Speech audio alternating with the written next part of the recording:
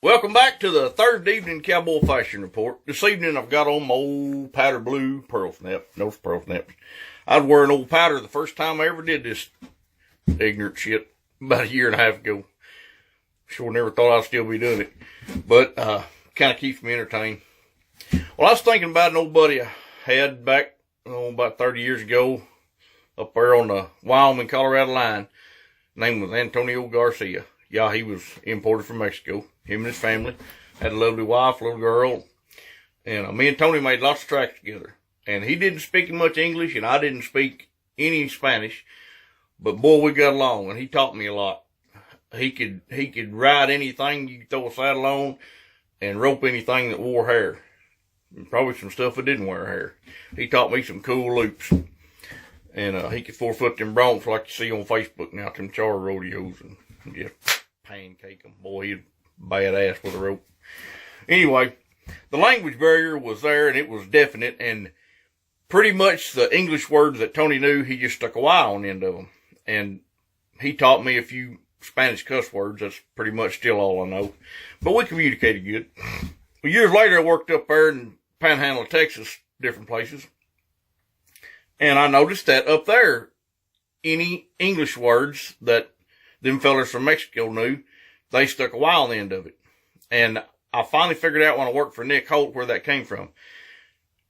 Nick Holt owned that place up there, Groover, the Ibar Cattle Company. Run lots of yearling, lots of cowboys worked up there and froze to death in the winter.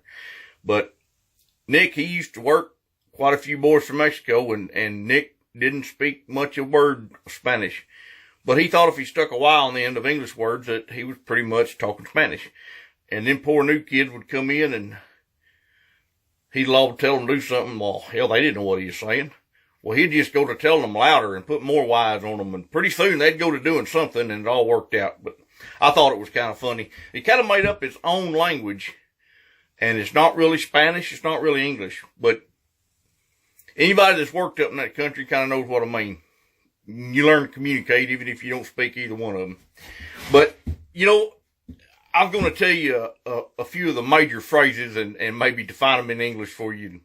It might help you if you run across some of this in your trails. The first one would be, and the most popular, would be, catch a gatey, catch a gatey. That means open the gate fast or shut the gate fast or get the hell out of the gate. One of the other ones is catchy lunchy. That's pretty much talking about any meal or snack you would eat daytime or nighttime. Breakfast, brunch, dinner, supper. Or it could mean I'm hungry. It's time to eat. I'm ready to eat. Why are we not eating? And various other meanings. Pinche caballo. That pretty much means that horse, or I don't like that horse, or he could be a pretty good horse. And, of course, no one for shit means not good. And that was a popular one I noticed. I used it a lot myself. And, but that Palomino bull, she's a big one. That means that's a big Charolais bull. Now, furthering that on, that Palomino bull, she's a bad one, man. She jump at the squeeze, she scatter the umbrella, catch you the gate and paya.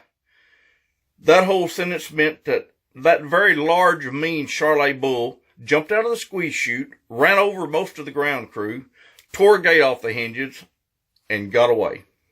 Well, I hope that helps some if you run across some of this language in your travels, and I will see y'all next week. Keep snapping.